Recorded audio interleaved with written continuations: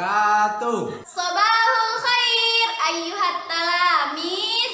Good morning everybody. Selamat pagi anak-anak mualimah. Kaifa halukum? How are you today? Bagaimana kabar kalian hari ini? Semoga kita semua selalu dalam keadaan sehat dan lindungan Allah. Amin.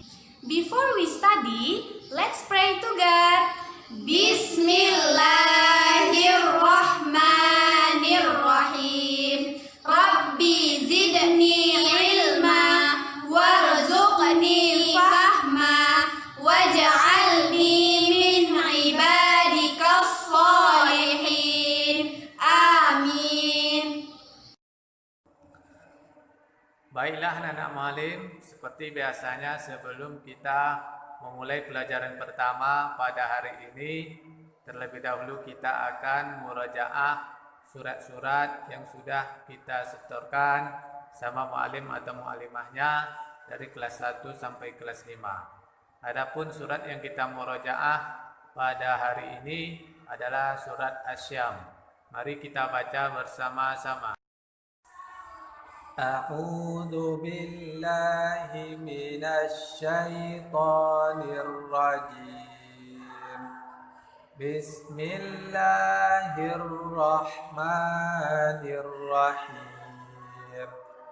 Wasyamsi wa duhaha wal qamari idza talaha wan nahari idza jallaha wal laili idza yaghshaha was samai wa ma banaha wal ardi wa ma tahaha wa nafsin wa ma sawaha فألهمها فجورها وتقواها قد أفلح من زكاها وقد خاب من دساها كذبت ثمود بتقواها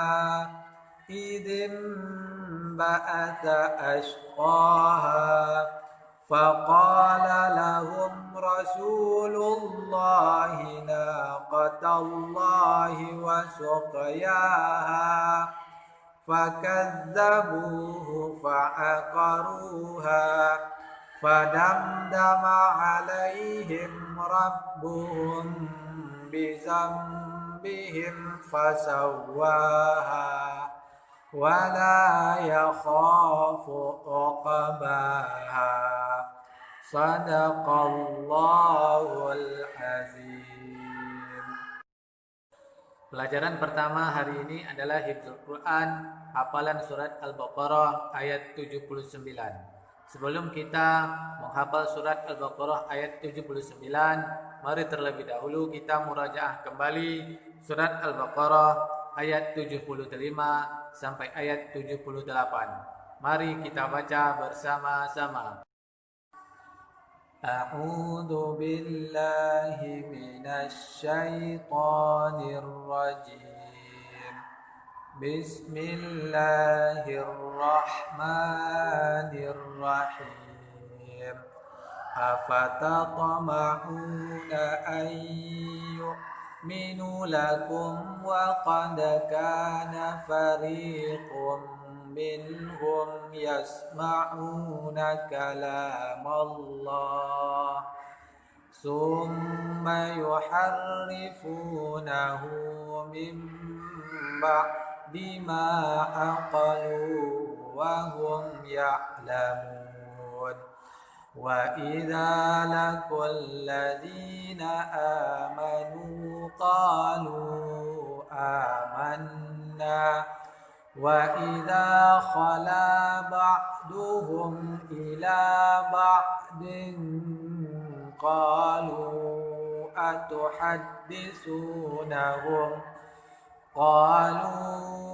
أَتُحَدِّثُونَهُمْ بِمَا فَتَحَ اللَّهُ عَلَيْكُمْ ليحاجوكم به عند ربكم أفلا تعقلون أولا يعلمون أن الله يعلم ما يسرون وما يعلنون ومنهم أميون لا يعلمون الكتاب إلا أماني وإن هم إلا يظنون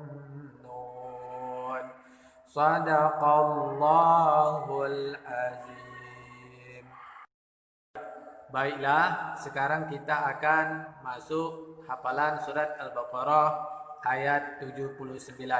Silakan disimak, diperhatikan dan diikuti apa yang muallim bacakan.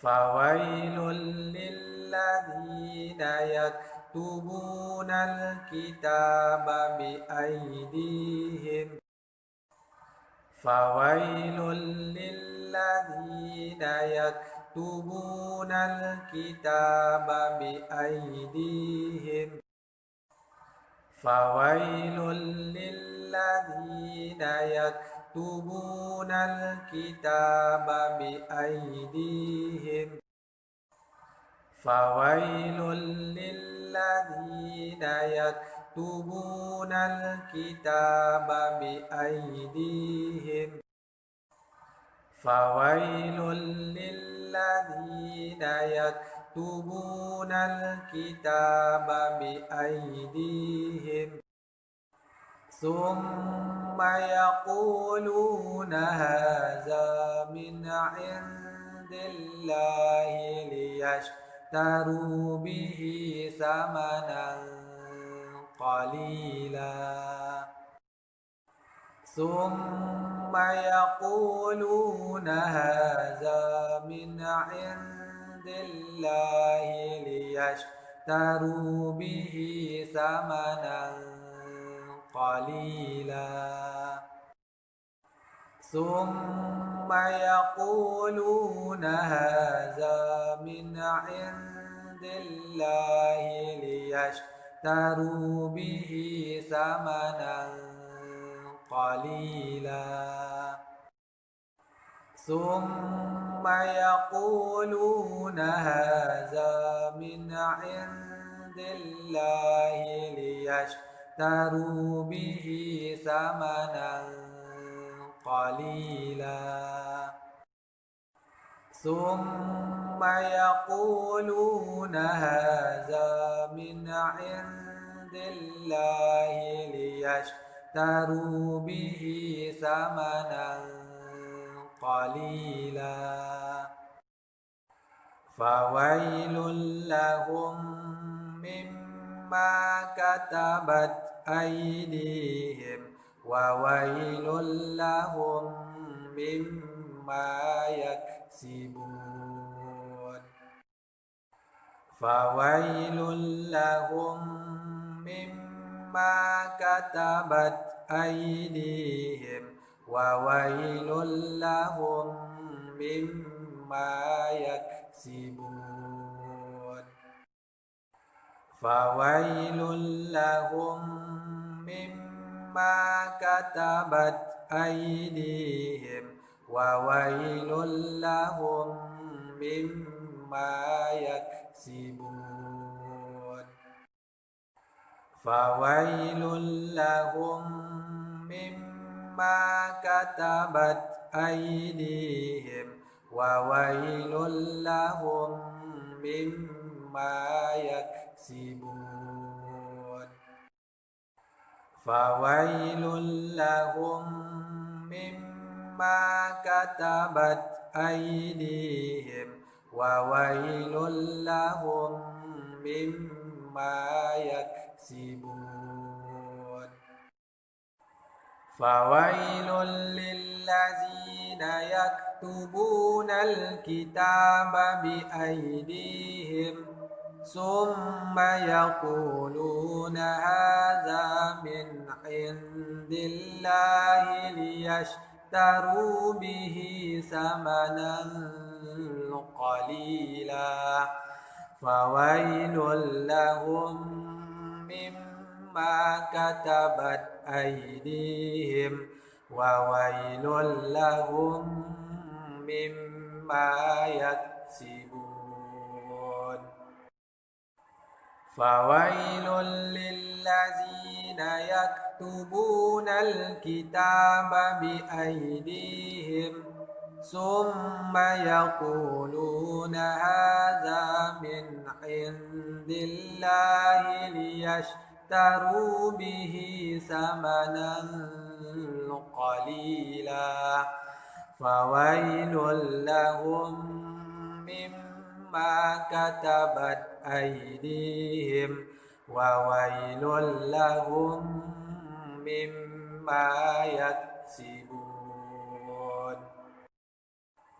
فويل للذين يكتبون الكتاب بأيديهم ثم يقولون هذا من عند الله ليشتروا به ثمنا قليلا فويل لهم مما كتبت أيديهم وويل لهم مما يكسبون فويل للذين يكتبون الكتاب بأيديهم ثم يقولون هذا من عند الله ليشتروا به ثمنا قليلا فويل لهم مما كتبت أيديهم وويل لهم مما يكسبون فويل للذين يكتبون الكتاب بأيديهم ثم يقولون هذا من عند الله ليشتروا به ثمنا قليلا فويل لهم مما كتبت أيديهم وويل لهم مما يكسبون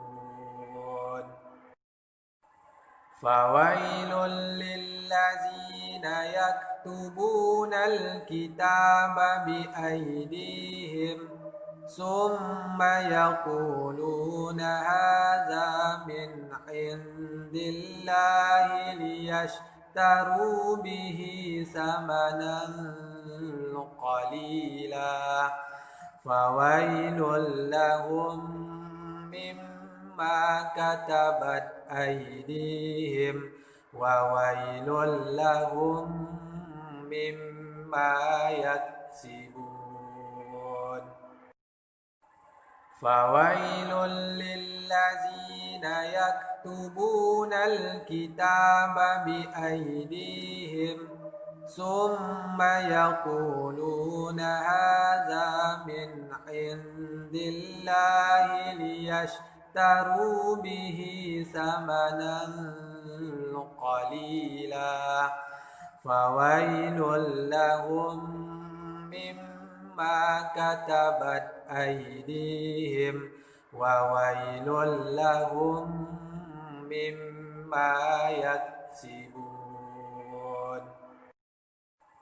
فويل للذين يكتبون الكتاب بأيديهم ثم يقولون هذا من عند الله ليشتروا به ثمنا قليلا فويل لهم مما كتبت أيديهم وويل لهم مما يكسبون فويل للذين يكتبون الكتاب بأيديهم ثم يقولون هذا من عند الله ليشتروا به ثمنا قليلا فويل لهم مما كتبت أيديهم وويل لهم مما يكسبون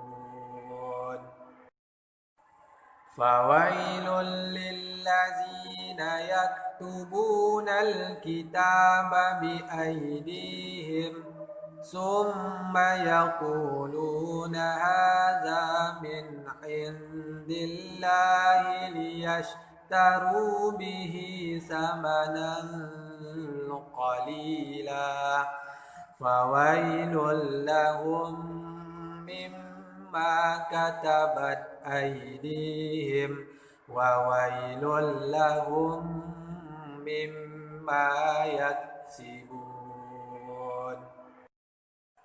Bagi anak-anak muallim yang sudah menghafal surat Al-Baqarah ayat 79, silakan disetorkan sama muallim atau muallimahnya. Bagi yang belum hafal, silakan diulang-ulang lagi sampai kalian hafal. Pelajaran kita hari ini ialah hukum alif lam. Hukum alif lam ini terbagi menjadi dua. Yang pertama, alif lam qamariyah, dan yang kedua, alif lam syamsiyah. Kita bahas satu persatu. Yang pertama kita bahas ialah alif lam qamariyah. Alif lam qamariyah. Qamariyah berasal dari bahasa Arab qamarun yang artinya bulan. Nah, apa hubungannya bulan dengan alif lam qamariyah? Kita bisa ingat qamariyah itu bulan. Nah, hubungan bulan dengan alif lam qamariyah, bulan itu bentuknya nampak, wujudnya nampak, dan dia terlihat jelas. Nah, begitu juga alif lam qamariyah, bentuknya nampak dan kita baca dengan jelas. Kemudian ciri dari alif lam qamariyah ini ditandai dengan tanda sukun atau tanda mati di atas huruf lam. Muallimah ulang sekali lagi. Alif lam qamariyah ditandai dengan adanya tanda sukun atau tanda mati di atas huruf lam. Muallimah ulang sekali lagi. Qamariyah itu berasal dari bahasa Arab qamar yang artinya bulan.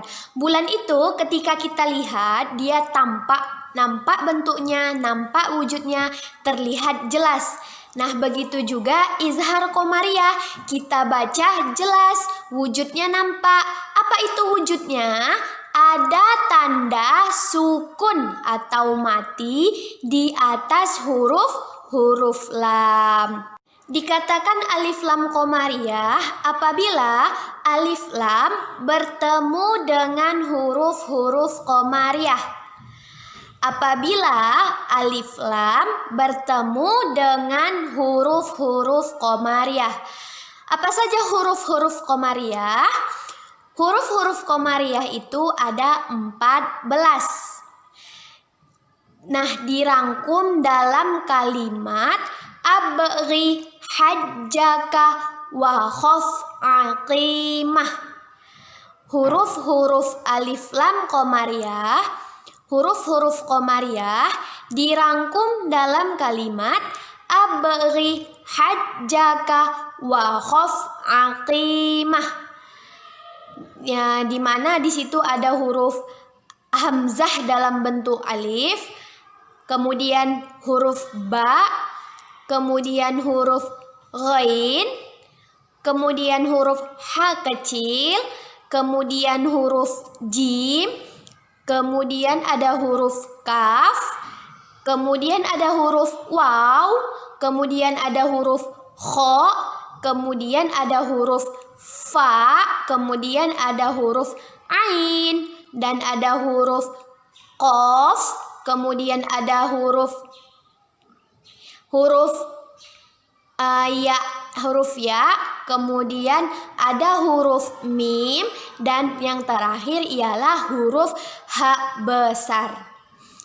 Dirangkum dalam kalimat abghi hajjaka wa khaf aqimah. Huruf-hurufnya ialah hamzah dalam bentuk alif, kemudian ba, kemudian ghain, kemudian ha kecil, jim, kaf, waw, kha, kemudian fa, ain, qaf, ya, dan mim, dan ha besar.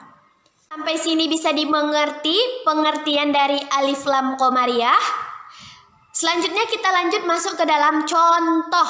Nah, di sini ada beberapa contoh. Yang pertama ialah al-an'ami. Al-an'ami. Nah, di mana huruf alif lam, nampak huruf alif lam yang berwarna merah? Huruf alif lam, setelah huruf alif lam ialah huruf hamzah atau hamzah dalam bentuk alif.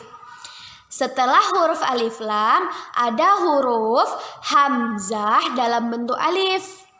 Nah, lihat di atas huruf lam ada tanda sukun. Ada tanda sukun atau tanda mati.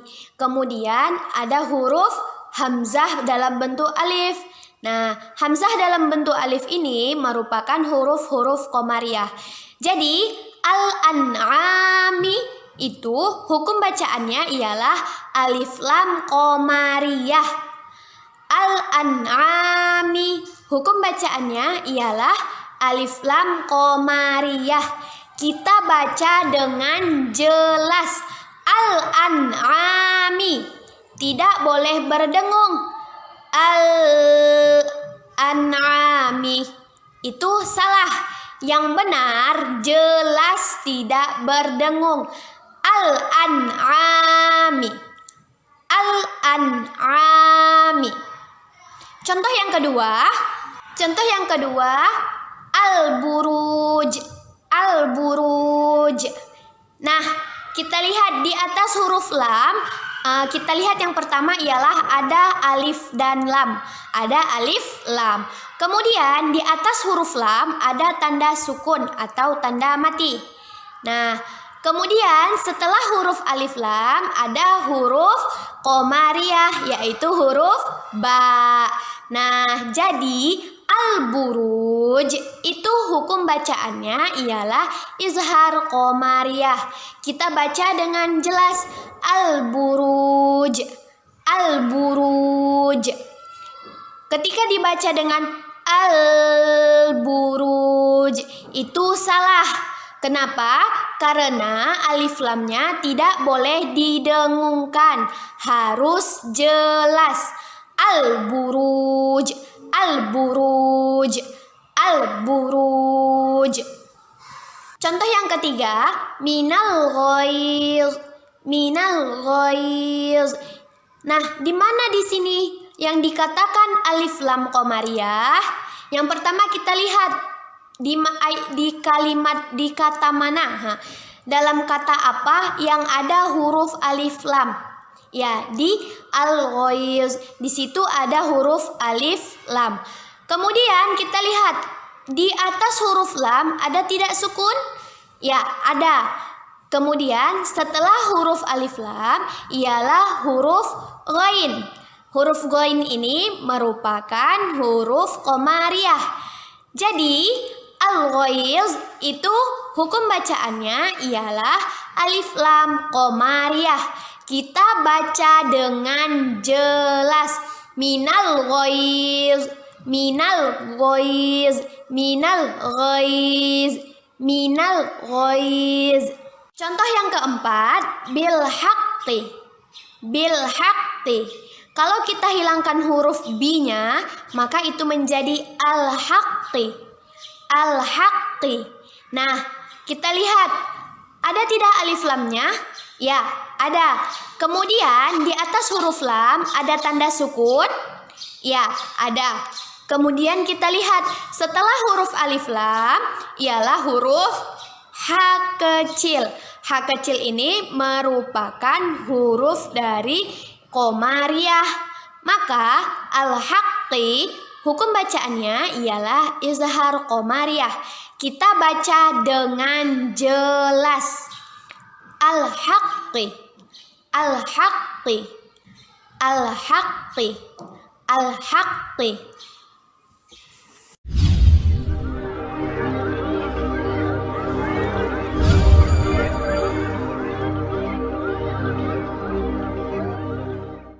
Pelajaran selanjutnya adalah akhlak dan adab Islami dengan judul Perintah dan Larangan dalam Adab Berpakaian. Simak dan perhatikan video ini. Assalamualaikum warahmatullahi wabarakatuh. Alhamdulillahirabbil alamin wassalatu wassalamu ala Rasulillah wa ala alihi wa sahbihi ajmain. Ba'd. Anak-anak sekalian yang semoga dirahmati Allah Subhanahu wa taala, alhamdulillah hari ini kita bersyukur kepada Allah Subhanahu wa taala atas nikmat-nikmat yang telah Allah berikan kepada kita sehingga sampai hari ini, detik ini kita masih bisa beraktivitas. Anak-anak sekalian yang semoga dirahmati Allah Subhanahu wa taala, pada kesempatan kali ini kita akan mempelajari tentang apa adab-adab berpakaian, bagaimana kita berpakaian menutup aurat. Dan tentu saja kita bersyukur kepada Allah yang telah menurunkan kepada kita pakaian yang memiliki banyak fungsi untuk kita. Yang mana fungsi pakaian ini tidak hanya untuk menjaga tubuh kita, tetapi juga untuk menutup aurat sebagaimana firman Allah Subhanahu wa taala, "Ya bani Adam, qad anzalna 'alaikum libasan yuwari sawatikum warisha." Hai anak-anak Adam, sesungguhnya kami telah menurunkan kepadamu pakaian untuk menutup auratmu dan pakaian indah untuk perhiasan. Al-Quran surat Al-A'raf ayat 32. Nah, anak-anak sekalian, semoga Allah Subhanahu wa taala, Islam mengajarkan kepada kita beberapa adab dalam berpakaian, yang mana semuanya itu untuk kebaikan dan kemaslahatan kita semua dalam berpakaian, agar cara berpakaian kita benar sesuai dengan syariat Islam dan agar kita mendapat pahala dari Allah Subhanahu wa taala. Nah, apa saja adab-adab berpakaian itu? Silakan dilihat sampai habis. Yang pertama, pakaiannya menutup aurat. Hendaknya pakaian yang kita pakai itu menutup aurat-aurat kita. Karena menutup aurat itu wajib. Sudah tahu kan apa itu aurat? Ya, aurat itu adalah suatu anggota badan kita yang tidak boleh ditampakkan dan diperlihatkan oleh laki-laki atau perempuan kepada orang lain. Nah, aurat laki-laki itu yang mana? Aurat lelaki itu adalah dari pusar hingga lutut, sebagaimana hadis Nabi SAW, asfalis surrati wa fawqa rukbataini minal aurah. Yang di bawah pusar dan di atas kedua lutut adalah aurat bagi laki-laki.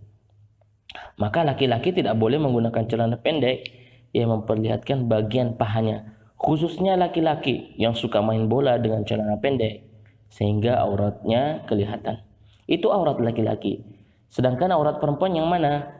Ulama-ulama kita berbeda pendapat. Ada yang mengatakan bahwa aurat wanita itu adalah seluruh tubuh, dan ada yang mengatakan aurat wanita itu adalah seluruh tubuh kecuali wajah dan telapak tangan.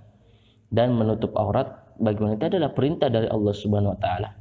Ya, dalam surah Al-Ahzab ayat 59. Ya, wahai Nabi, katakanlah kepada istri-istrimu, anak-anak perempuanmu dan istri-istri orang mukmin, hendaklah mereka menjulurkan jilbabnya ke seluruh tubuh mereka. Karena demikian itu supaya mereka lebih mudah untuk dikenal, karena itu mereka tidak diganggu dan Allah adalah Maha Pengampun lagi Maha Penyayang. Bagi wanita muslimah untuk memanjangkan pakaiannya hingga dapat menutupi kedua mata kakinya, dan hendaknya menjulurkan kain kerudung jilbab pada kepalanya hingga menutup leher dan dadanya. Kemudian adab yang kedua, tidak memakai pakaian yang terbuat dari sutra. Laki-laki, ini khusus bagi laki-laki. Laki-laki muslim dilarang menggunakan pakaian dari sutra. Ya, karena Nabi SAW, siapa yang memakai pakaian dari sutra di dunia, dia tidak akan memakainya di akhirat. Walaupun ia masuk surga dan penduduk surga yang lain memakainya, namun ia tidak memakainya. Rasulullah SAW memberikan tapi Rasulullah SAW memberikan kelonggaran bagi laki-laki untuk menggunakan sutra dalam pengobatan, boleh.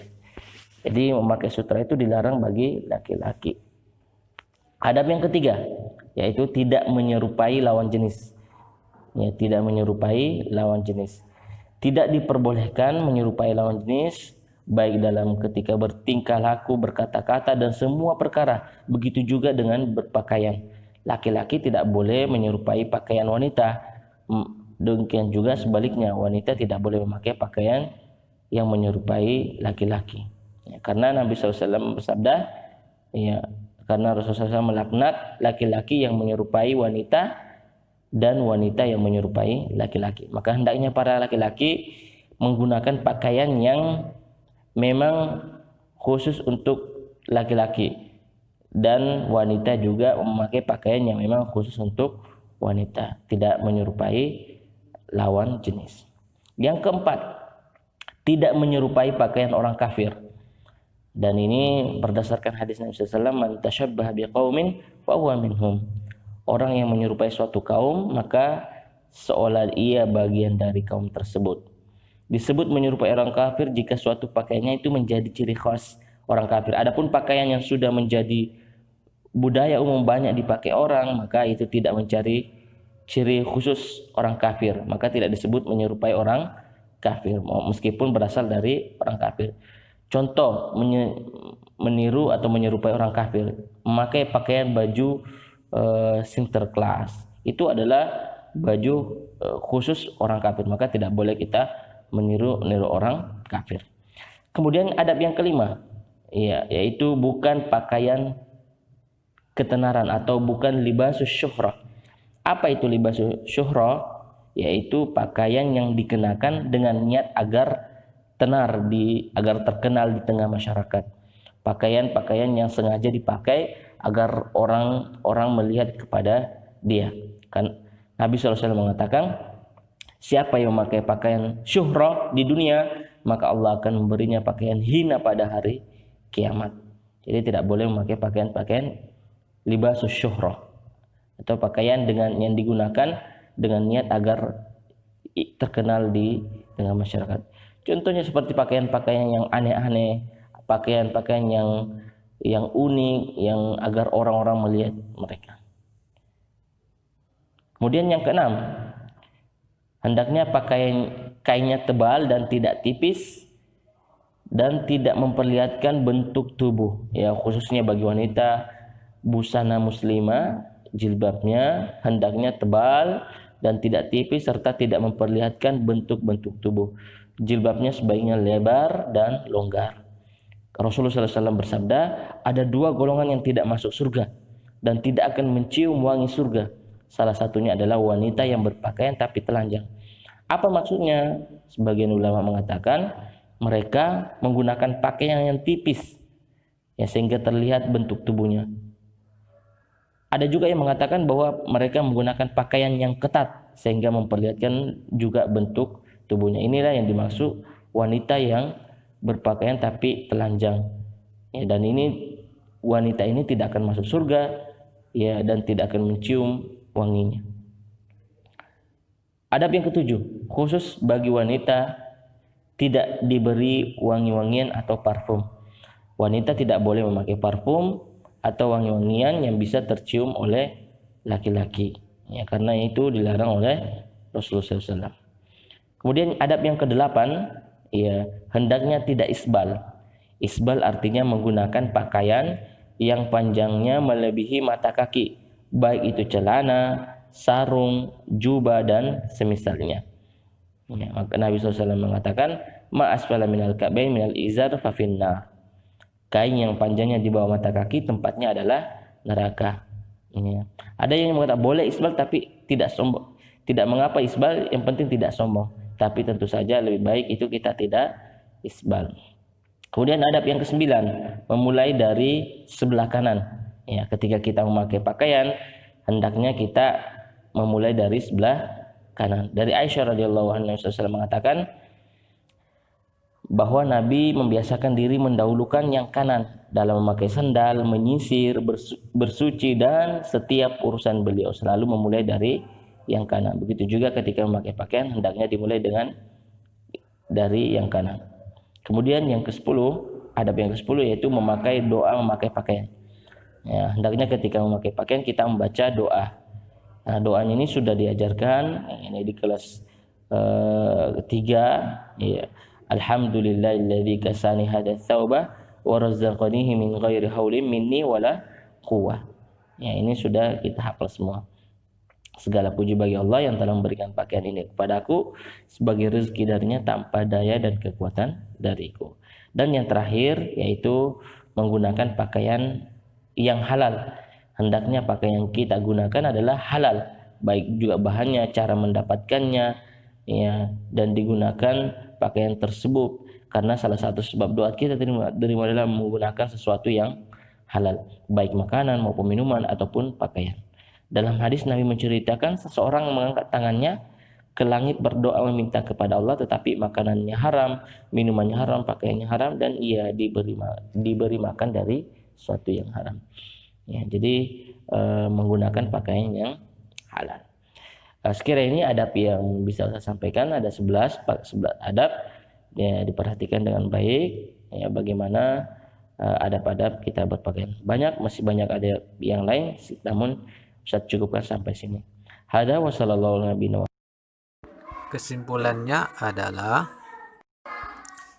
perintah kebajikan dalam adab berpakaian. Yang pertama, menutup aurat. Yang kedua, hendaklah memakai pakaian yang tebal, tidak tipis dan tidak memperlihatkan bentuk tubuh. Yang ketiga, memulai dari sebelah kanan. Yang keempat, membaca doa ketika memakai pakaian. Dan yang kelima, gunakan pakaian yang halal. Adapun larangan dalam adab berpakaian, yang pertama, tidak memakai sutra bagi laki-laki. Yang kedua, tidak memakai pakaian yang menyerupai lawan jenis. Yang ketiga, tidak menyerupai pakaian orang-orang kafir. Yang keempat, tidak boleh memakai pakaian agar tenar atau untuk kesombongan, atau disebut juga dengan libasuh syuhrah. Yang kelima, tidak memakai parfum yang berlebihan bagi perempuan. Dan yang keenam, hendaknya tidak isbal, kecuali tidak sombong. Untuk menambah pengetahuan anak-anak mu'alim tentang adab berpakaian, baik perintah kebajikan ataupun larangan yang dibenci dalam adab berpakaian, silakan anak mu'alim buka buku Adab Islami 2 halaman 43 sampai 50. Sampai sini pelajaran kita. Kita tutup dengan alhamdulillah. Nahtatim bilhamdalah. Alhamdulillahi rabbil alamin. Kemudian dilanjut dengan doa kafaratul majelis. Subhanakallahumma wa bihamdika asyhadu an la ilaha illa anta astaghfiruka